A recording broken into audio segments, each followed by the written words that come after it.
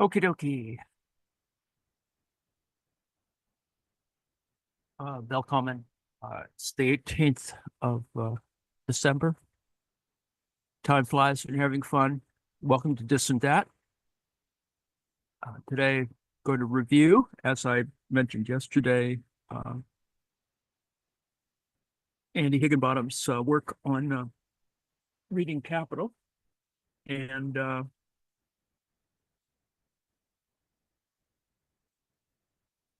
this is the last, this was the last lecture in the series, and more specifically focuses on Marxist dependency theory, which is his own sort of research interest. Needless to say, it's something important to put in there. And I've assembled all of the slides. And as I've sort of mentioned before, he does have a very specific way of approaching the problem, and essentially it devotes about 2 minutes to each slide.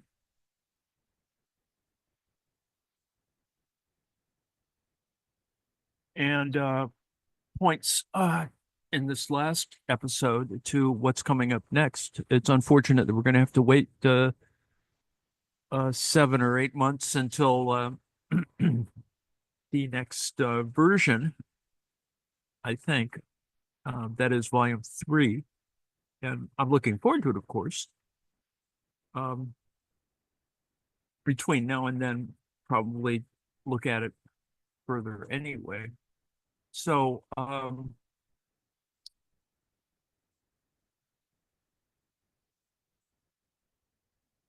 the first important slide is putting it all into perspective. Commodities are not only those that go directly back as capital. The point, of course, is to look at the commodity in a kind of broad category of use values. And it reviews all the particular points that are important in terms of talking about part 3. Marx's overall design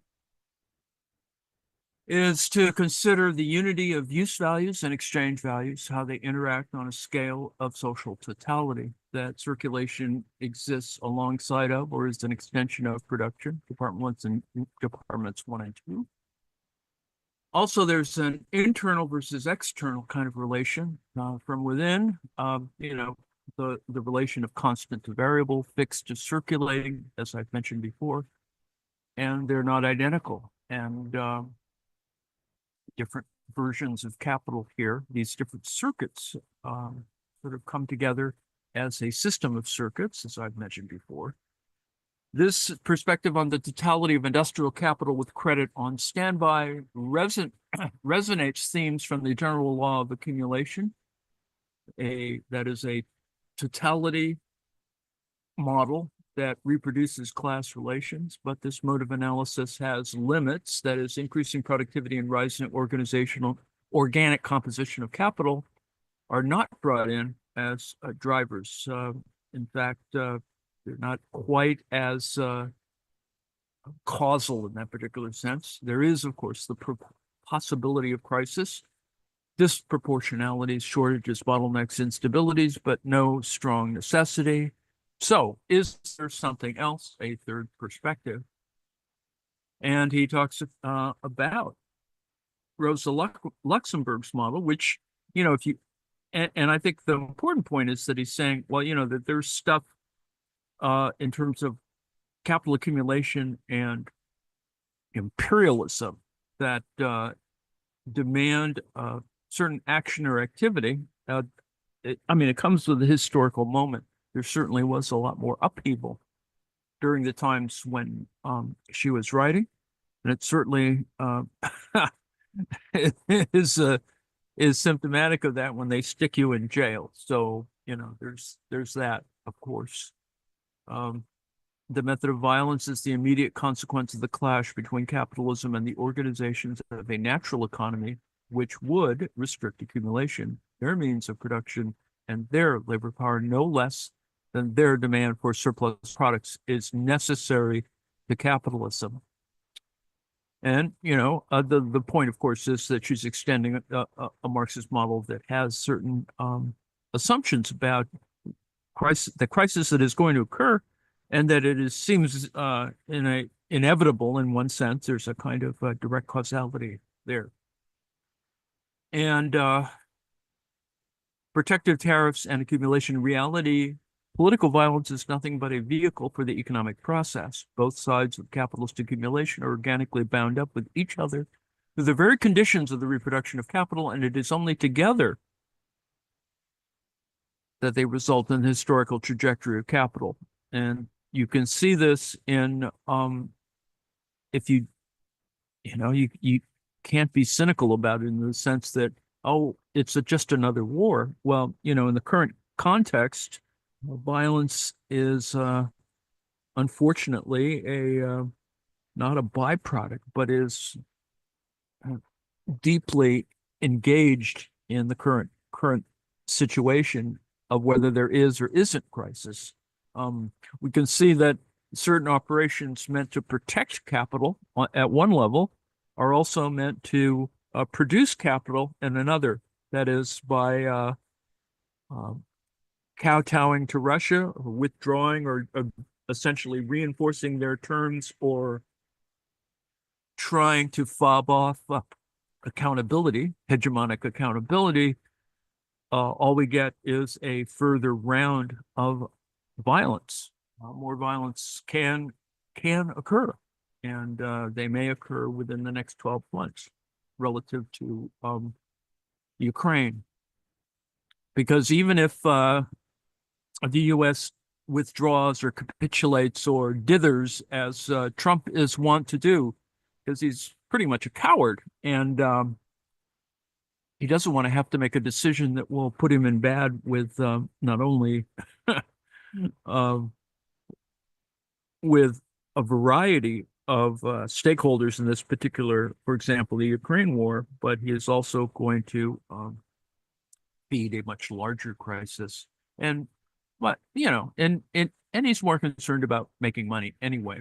Luxemburg's essays on capital are probably more important than looking at her dissertation and her major work that comes later, or that was produced later, on capital accumulation. It is this set of collective works that's more important. Noting, of course, that her PhD thesis was mainly about Poland, which was her native language, and it is useful in the sense that it identifies the same dependent relation between Poland and Russia that still became problematic decades later. So there are commentaries that she does because she's teaching courses on the complete capital, etc. So she does stuff on that she's doing for the Social Democratic Party that on Volume 2 and Volume 3, and so she rehearses the phases of circulation, which we have talked about, the difference in turnover times, which is the point that we keep coming back to, and that it's unfortunate that many critics reify this issue of production versus circulation. And so the difference in turnover times brings about a movement of capital from one branch of production into others. The purpose of this process of equalization is to arrive at roughly the same amount of surplus value for all capitalists. This is the common mistake. There's this kind of assumption of a kind of not equilibrium, perhaps, but that things average out, so to speak. And but crisis is actually the more important element because, in fact, really a lively kind of a question. And now that we're looking at financialization, I think we can see that crisis is really actually pretty important, considering where we are and where we may go.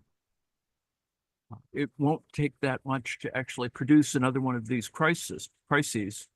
I think it will probably happen not so much in the American context, but in some strange avoidance behavior that will actually create it because it's happening somewhere else. So there's the lectures on volume 3. You know, that is the formation of the general rate of profit, but it is conventional with the usual mistakes. This is the falling rate of profit is not necessarily connected with crisis. I mean, it is in fact a sign, perhaps, of some crisis, of course, but it is not the cause of the crisis, and which is a misidentification for a significant number of folks.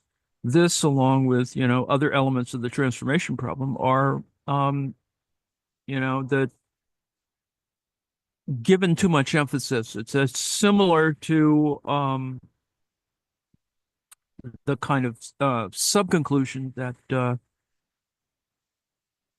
David Harvey comes to within the context of how re-switching occurs. I have to look up how she summarizes ground rent, because certainly we're going to come back to that. And then, of course, the commentary she does while she's in prison, that she's doing for Maring's Marx biography, is actually kind of interesting, and I think I should probably find that.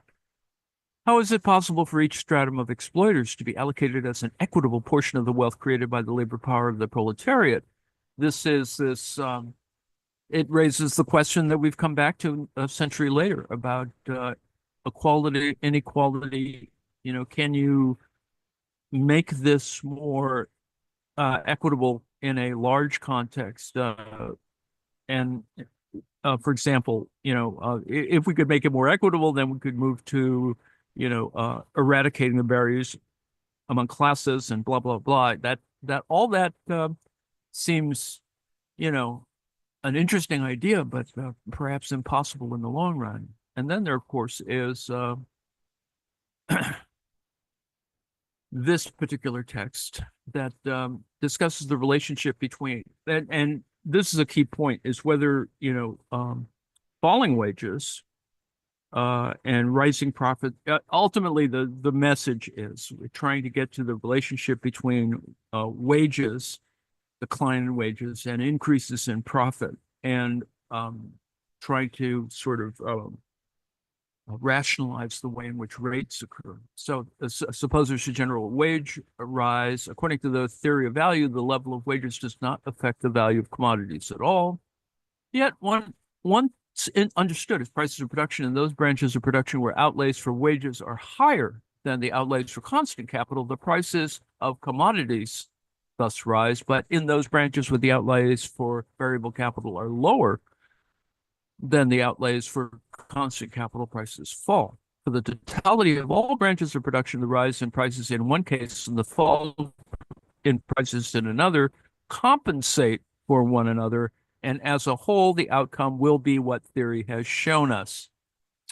Well, this idea of trying to identify general motions or trends in relations among wages and prices remains problematic. I think that there is the problem in Marx of overgeneralizing these things and assuming that that surplus value is going to be identical or is going to rise and fall in similar proportionality. Not identical proportionality, different proportionality, and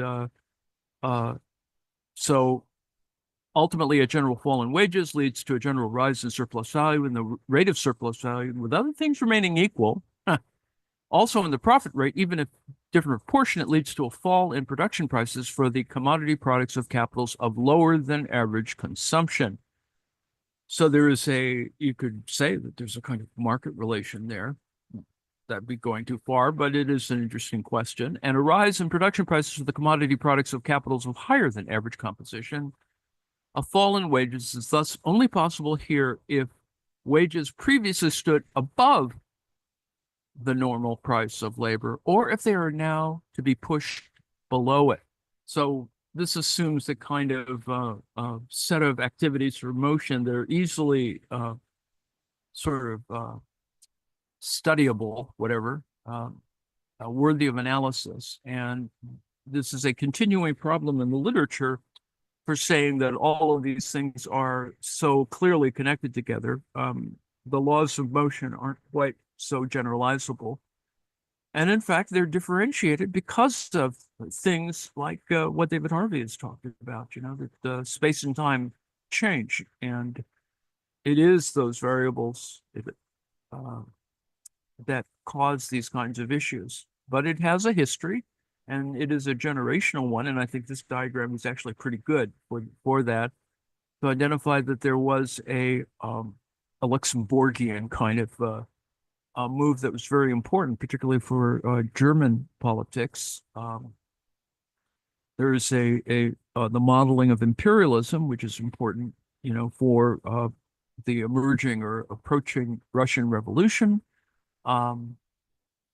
Things that return, and because of historical process, people coming into power, people identifying with the place where everything is coming into power, sort of wanting to be where the action is, which is sort of the theme of things we've looked at before, that socialism with American characteristics is, of course, problematic, made more problematic by a variety of processes, but which has been fictionalized in an interesting set of ways. And, one would be, sort of encouraged, that's where it's all happening. You should be there, see the revolution as it's occurring, and come to see, of course, after a world war that, well, maybe all we have is socialism in one place, or that we should focus on socialism in one place and see if we can get that to work, and help grow that, uh, and have those sets of relations, and do it at a certain activist level. So the point, of course, is to see the attention that's being paid to in a variety of ways, all at the same time, to look at imperialism, Hegel, and return to certain ideas about rethinking, the fact that volumes 2 and 3 do need to be sort of read by everyone. And so you have these sets of models here and the interaction among these processes. Kautsky, who, needless to say, manages to live a lot longer, not that much longer, but it does represent a sort of counter tendency, as it were. Luxemburg on volume 2, Grossman on volume 2, but leading us to think about volume 3. Bukharin, who, is focusing on trying to get the socialism in one country to sort of occur, among other things. And then, of course, you have other ideas at the same time. Hilferding on finance capital. Those things that we've become more concerned about in financialization, et cetera. And then, of course, there is the intervention, as it were, of Engels at all moments because of his editing. And then the question that's been derived from all of this about the role of theories of surplus value and their publication or creation. He looks at Grossman's analysis, and I think it's more important, particularly with those who have spent a fair amount of time on Adorno and Horkheimer, is that, there's only one economist in the Frankfurt School, and it is perhaps sad on the one hand, but of course what the Frankfurt School was reacting to was economism, that is the tendency for people to go, well, you just can't make all these sorts of judgments without looking at the how economic they are, and as Althusser will refer to it as the last instance. And but I think it's important to see those things that go on. Grossman is important in that sense. And then he repoints us back towards Sismondi and production elements, the Department 1 and 2 difference, the necessity to look at more abstract elements, to try and see how the reproduction process occurs, in the general argument that things just sort of reproduction just happens in the Marxian model to some of these folks, and it's not just that. It is not simply, output as opposed to, or the the the the process that occurs after throughput, which is kind of what volume is two is talking about. It is a little bit more complex. There's the issue that identified by Grossman is this turn, and I think that's important. That is a methodological turn. You could argue that Marx makes several methodological turns, and I think subsequent scholars are going to have to look at not only the reproduction of now that we have a more complete set of the manuscripts of Marxist manuscripts, the sort of different timelines that are sort of operative, and to distinguish between the editing by people like Engels and the actual production, the kind of historiography of each manuscript, each positioning on these matters, and to identify whether there is or isn't. It's a kind of a useful claim to say that there is a methodological turn. So in Grossman's mind, it could be said that out of knowledge-based methodological considerations, the individual functions of industrial capital carried out during its circuit, that is the production process, the circulation process, the process as a whole, are abstracted in thought and presented separately, regardless of the material, so that there is some, extrapolation or abstraction going on. This is the key for some people who would say, oh, okay, that's value form. That's kind of what's going on. Yes and no, and in fact, it could be a sort of misidentification. And there is a closer connection. This is the argument of volumes 2 and 3 between prices of production and ultimately in the big sort of theoretical picture value. And there is, of course, this idea of actually implemented method of successive approximation. So methodologically, something's going on. The abstraction process exists, but it is one that kind of forces you to think about, well, let's get back to some things that Hegel actually sort of talked about, this idea of an immediate essence actualized embedded science of logic. That is, Hegel's science of logic, forces us to think yet again and back again to what I've been sort of fiddling around with, and that is sublation issues. That is, something is being transformed, and it is that transformation that gives us some sense of why things are always in motion, why turnover becomes more important, etc. And that this is not only a material process, but also an ideal process. Now, Grossman also suggests that there, because of Luxemburg, etc., it's a great historical contribution of Rosa Luxemburg that she, in a conscious opposition to the distortions of the neo-harmonists, adhered to the basic lesson of capital, sought to reinforce it with the proof that continued development of capitalism encounters absolute limits. And, it didn't quite work out.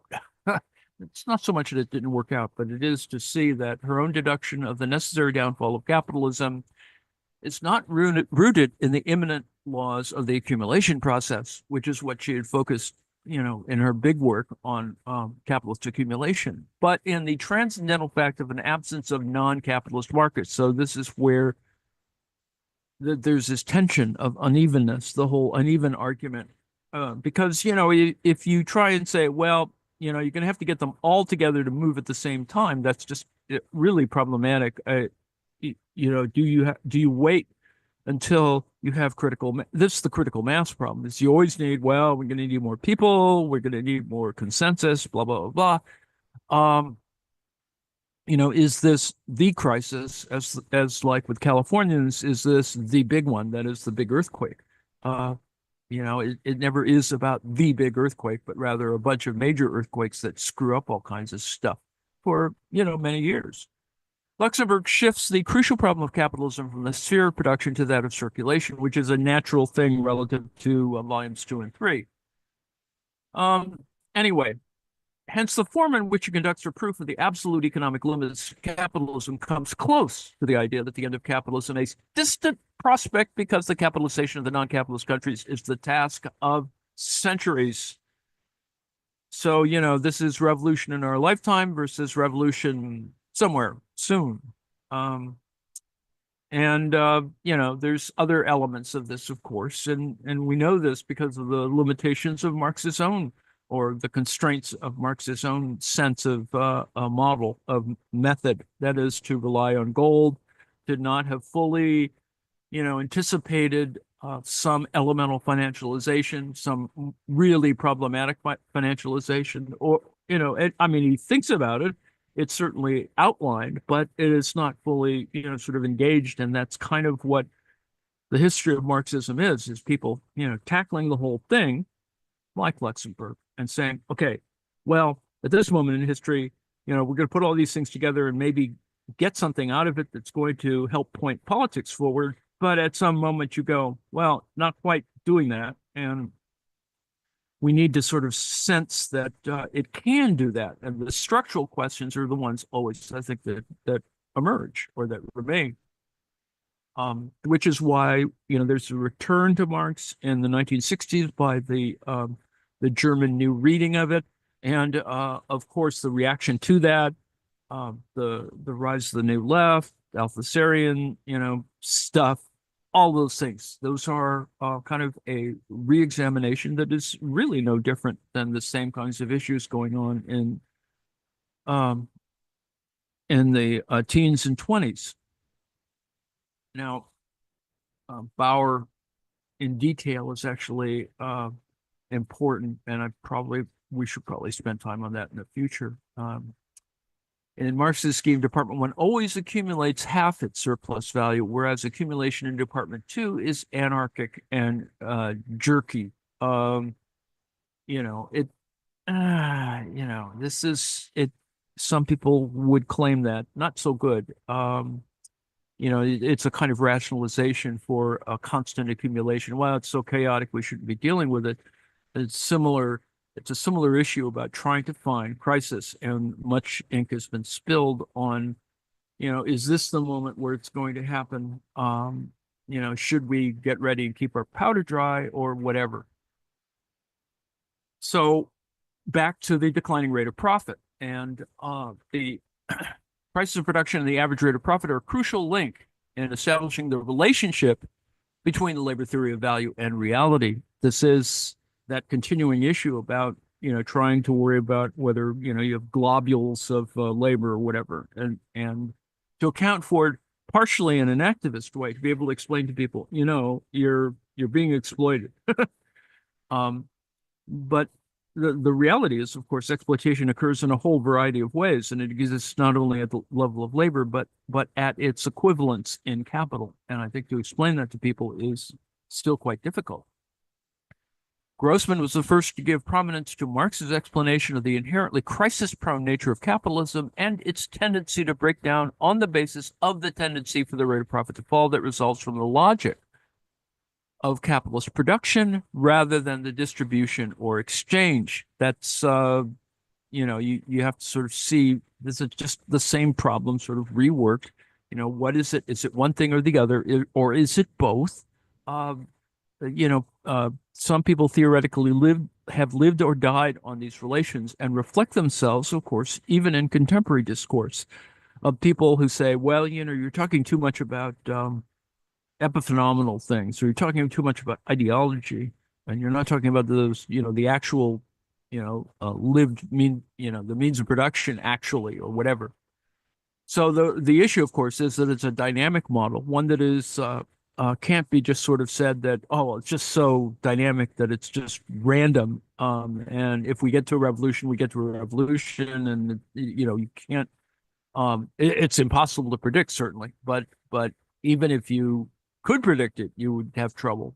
So there are counteracting tendencies, and I think that the diagram is a useful one in the sense that It says that there's going to be counter tendencies, and there always are counter tendencies. We have them now. So the issue is, of course, whether you can mechanize the model. Given gigantic increases in productivity and the enormous accumulation of capital in the last several decades, the question arises, why is capitalism not already broken down? This is the same issue that confronts the Frankfurt School. Why hasn't it blown up? And, the assumption, of course, is that, all the figures point to this, but if you're looking in the larger historical context, and particularly people like Keynes, then this is why people have moved on to post-Keynesianism and not always tried to make Marx the battlement on which you're going to fall. Also, as just a matter of not having to put up with people, constantly saying, well, there's all those gulags, etc. It is to note that at the same time, Keynes is talking about other things like liquidity and other stuff that has allowed capitalism to patch itself back together, and indicates some other important elements like the role of the state in coordinating a safety net, as it were, for these counter tendencies. The breakdown tendency is interrupted and manifests itself in a temporary crisis.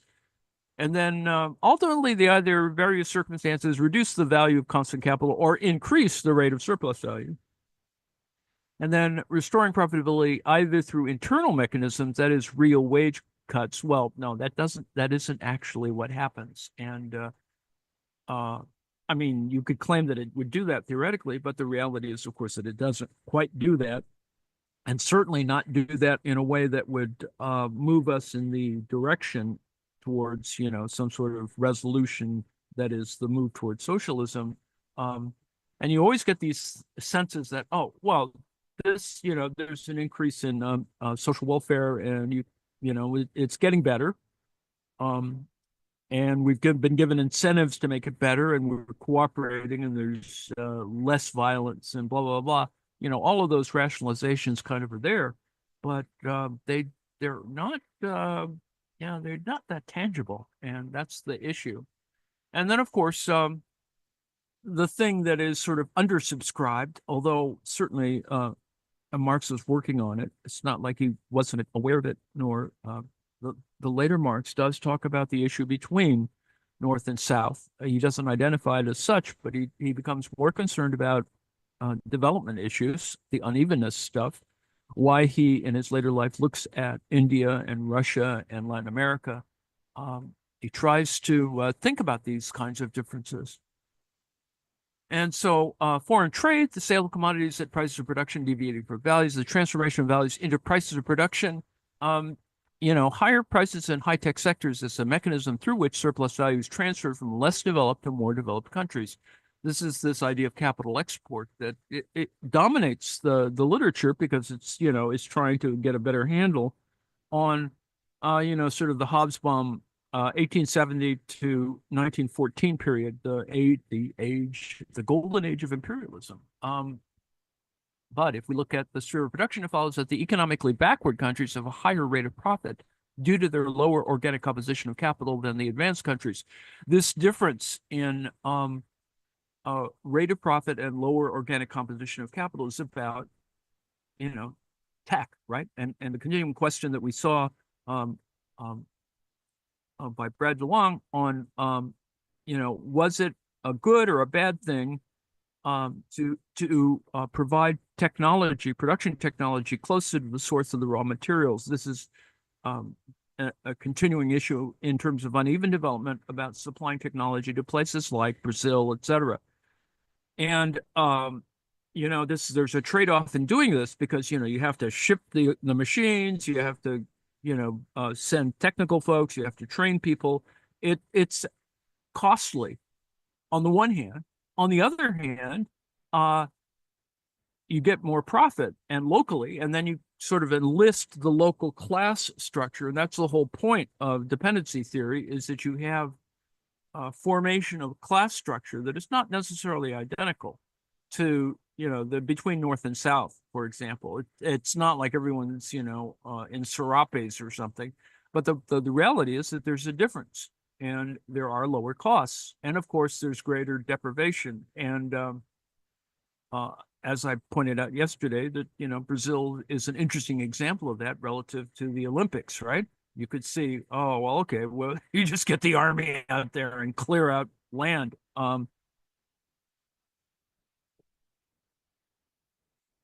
This is despite the fact that the rate of surplus value is much higher in the advanced countries and increases even more with the general development of capitalism and the productivity of labor. So, in other words, rich get richer, poor get poorer, and particularly at distance and dependent relations.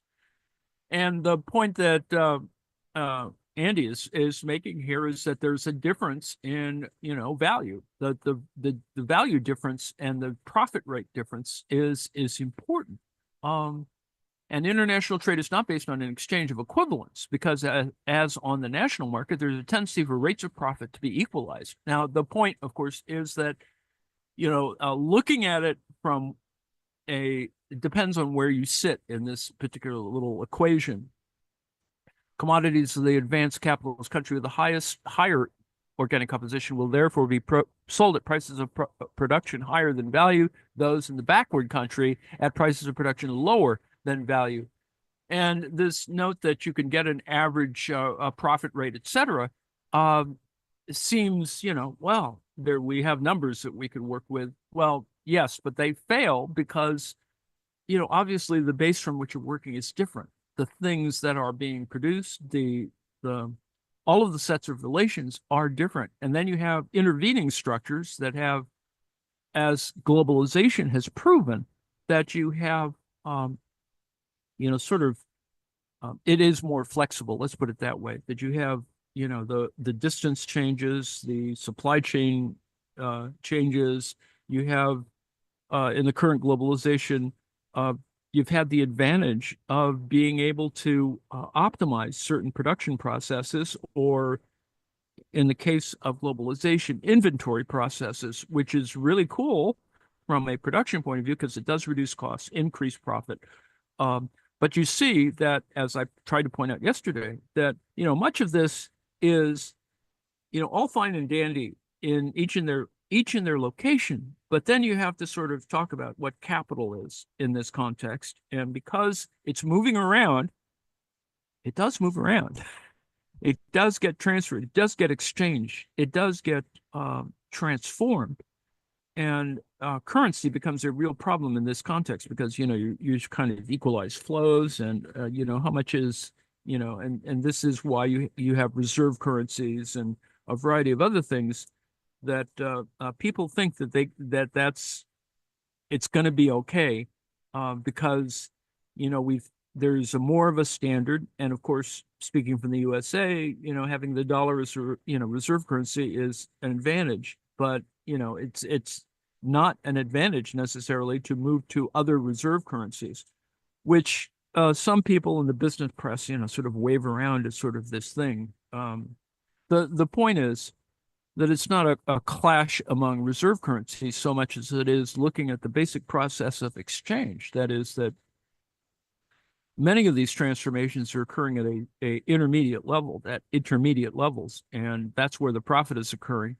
Similarly, as I've tried to point out before, that's why, the fact is that oil is not the same in all locations. It's refined slightly differently. It has different qualities. It is used for different things, even in the same, cracking location, the same refinery situation. And the fact that a significant amount of it, at least for certain national economies, is moving around in tankers that aren't quite, it's not quite clear what they're doing. And then, of course, you have a storm, and then some of them, sink. And that's the current, there's a small but significant ecological crisis because 3 ships have now sunk in around the Black Sea or the Sea of Azov. And, there's oil on the beach. The birds are getting covered with stuff. It's really quite messy, not being very focused on much because, of course, there's a war on.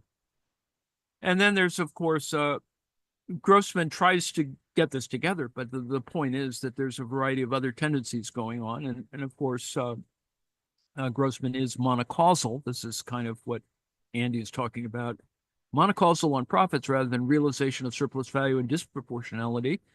And then, of course, that's Mandel's critique. And then, Mandel reverts closer to Luxemburg and Harvey. He's talking about other kinds of contingencies, and he does this in the books on things like late capitalism.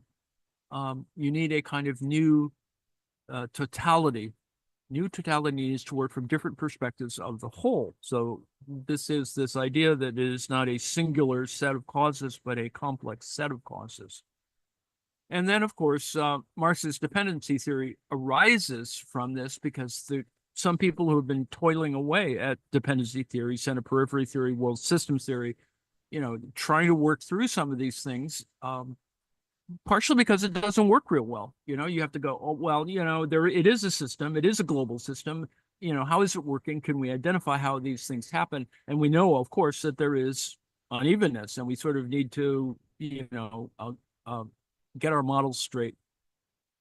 Now, Grossman is right to focus on prices of production, profitability, especially international exchange as value transfer. That's what I was just talking about, value transfer in terms of, for example, money.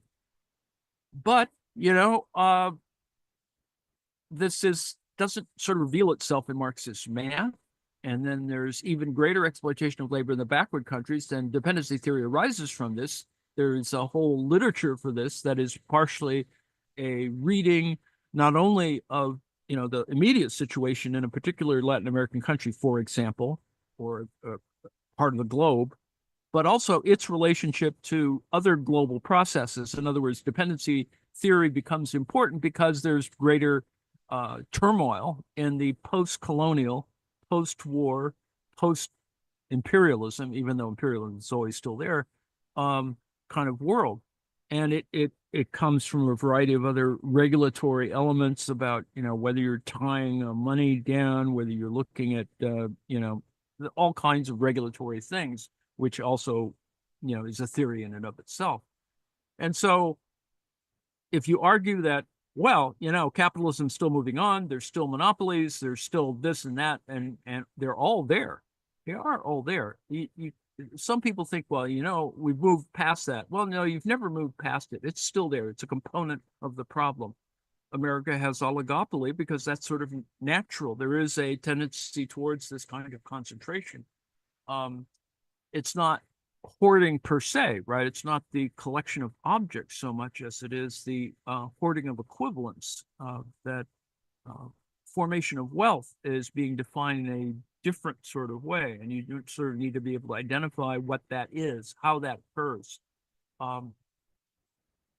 So on the dependency theory, of course, is to suggest, of course, in the kind of following on a basic Marxist liberation theology sort of model, greater exploitation of labor is occurring because people are just still poorer.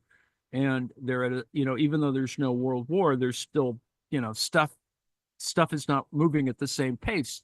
Even though you have all this advanced technology all the way up to an atom bomb, there's still, a whole gap there. And so you need more profound reflection on the transformation problem, the formation of profits based on living labor itself as a basis for capital accumulation and imperialism. Surprisingly, internal factors include productivity. It does not include firing workers, mass unemployment, wage cuts. So there's other, measures, and this is an argument that is still contemporary. That there's greater differences in not only wages, but also value. This is that you could just see this. This is the whole analysis for globalization, studied by all kinds of folks who show that, it is unequal, it is uneven, and, it's problematic at even some very basic levels. And of course, some of it is kind of interesting because it is about advancement or transformation. That Asian ports, container ports, are more automated than American container ports. I'm not sure you can claim that necessarily, but the demand to resist automation in America is just an interesting counter tendency, I suppose, and one easily co-opted, right? Trump announces that he agrees with the unions that no, there should be no more no automation or less automation in American container ports. It's just, the reality is, of course, that none of this is real. It's just a bunch of lies. But it is interesting to see how you can co-opt people's ideologies that way. And so Marini talks about this to further emphasize the difference between at one level, at the kind of department level, but also at how it projects onto the entire system. And you have examples, even within developed, imperialism is still there. Oh, that's kind of the point. And the idea of a labor super exploitation or meta exploitation is, I think there's proofs for this. There's empirical work for this. But the reality is, is that these occur in the David Harvey sense. These occur at a remove. That is, you're looking at the difference between difference among regional locations for all of this, and they do exist. Why else would you have suicide nets in China, at Foxconn facilities? I mean, that's just what's happening. And similarly, you could see that given a different ideology, that some people just say that the suicide nets are a cost of doing business. So Marini does advance the qualitative versus quantitative question, and these are the issues, of course, of all of the other hidden inequalities. Differences among social relations. That is, the difference in productivity between using children, for example, and we've seen numerous examples, even in recently at the current moment, where children are being employed in various niches in a variety of places because there's nobody looking at this or regulating this or self-regulating this or doing certain other things that we never would sort of identify. Oh, you have a big family. I've got extra kids. I'll just and I won't pay them quite as much because I put a roof over their heads. Blah blah blah. That kind of stuff. So, and then of course there's the issues of, consumption, the workers' commodity consumption, the whole sustenance issue, that still defines what classes are. And so, Marini is rethinking capital as well. I don't think it's a complete difference. There are other people who are actually doing this same model, this idea of differences in the system of circulation. That is, their sub-processes within a country, et cetera. And I like what Andy does here, where he sort of says, well, this is how the cycle exists, at least in this single moment, where you go from MCM, CMC sort of production stuff and production to circulation. And it is, it's pretty much the same analysis. It's just simply that we needed to identify this again and to show that this dependency is, with respect, structurally similar to the 19th century, not that different. And there is actually research that would support that. But we're more sophisticated at it, that we can see in other things that create kind of counter tendencies. And it is, of course, easy to say and easy to identify.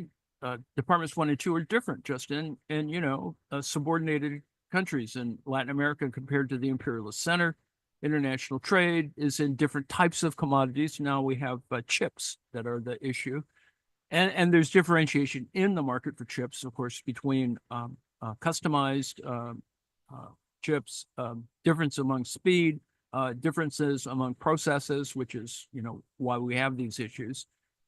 Does it boil down to chip making machines, or is it really a much more complex process about the chip making process? Because it also has to do with a whole series of things that are not just about the chip represents an entire production process that is quite um, uh, on the one hand, it's necessary to keep it clean at one level. On the other level, it needs to be produced in a very crude sort of way. You need all kinds of chemistry in order to get things to be produced in a precision way. And they're actually quite crude relative to all the clean rooms that we like identifying for chip production. It actually, there are people, somewhere in the firm, still acid etching boards, and metal is still involved, and all that sort of stuff. Um, and raw materials and food and other things, things are differentiated at greater levels. What Higginbottom tries to account for is the one that others have tried to account for, the question of luxury goods um, in that particular context. And so, Brazil has a class structure. There's a ruling class, and clearly everything down to the peasantry. Um, that's just the one of many examples of that. This is primarization again, reprimarization. This exists in every place. It's all just uneven development, for every advanced assembly factory for automobiles complete with computers, etc. You also have just people toiling in the fields. This is still there. That it is just further differentiated, and it may seem obvious, but the fact is it's sort of going uphill against some models which oversimplify the argument for a variety of reasons. It's easier to mobilize people by saying, all of us are being repressed, and this is why we have to kick, Yankees out, gringos out, whatever. And that does oversimplify the argument. It is much more complicated than that. It is there a system of distortions that also exists within that context, which culture raises. Now, this Jaffe argument is useful only because we've got more diagrams on the one hand, and what we need to see is, and this is a good argument in the sense that the surplus value is not this sort of whole, but rather a system of small surplus values, small capitals that are being moved around. And, this is the sort of the issue for people like Marini and Jaffe, that, people just need to work on this stuff. And the models are not as simple. They're much more complicated, but doesn't negate the fact that we need to sort of look at it. And then there, of course, is the pointing towards volume 3 about how there is a sort of a system of shifts that constitute the sort of turnovers and transformations. And so we're looking at different kind of dynamic elements. There's just all of those things that occur at a slightly different level, but are clearly related. So you could say that the discourse on rent seeking, the current rent issue related things are symptomatic of, are not new. I mean, they're things that Marx was worrying about, things that are more opaque in the total model. And that's why there's this thing that I mentioned last week about analogies that people like even Soren Mao talk about in terms of geologic analogies, et cetera, sedimentation. That it's a useful metaphor to teach with. It's more than that, and in fact, it has other kinds of interesting structural similarities, but we just can't do it too far. There are different sets of things, and it is about relations rather than things. It is more about the essential issues. So anyway, we get to the end. Other stuff, things that are coming back. I assume there are new projects, and God knows what they are. More super exploitation, perhaps, a bunch of other things. But we have to wait till September 2025. I will probably engage that more directly, even though that's going to take a lot of time. And of course, there will be the usual uh, issues about engagement and study groups and stuff. So I probably am going to approach Higginbottom and say, I want to be part of your little thing, and we'll see how that works out. But before that, I think we'll do a lot more work on volume 3 to sort of make sure that we're prepared to make those kinds of questions and discussions. And yes, of course, because I've been fiddling around with volume 3 at my own pace, and we've already gone through volume 3 as I've sort of blew through it, I guess a year ago. So anyway, there's that. Now, if there are any questions, comments, or brickbats, I've overrun my time as usual.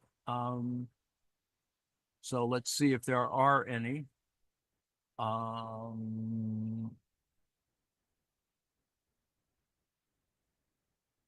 Yeah, what use are children if you don't put them to work? Indeed. Marx talks about that, and as I said, I like the joke that he makes that how women are the equivalent of horses, but that's just a side note, of course. Footnote in history. Anyway, seeing none, no brickbats, interventions, denunciations, etc., I will stop share and also stop the live stream. Thank you very much for your attention. We'll return you back to the our usual frivolity here. There is, I think,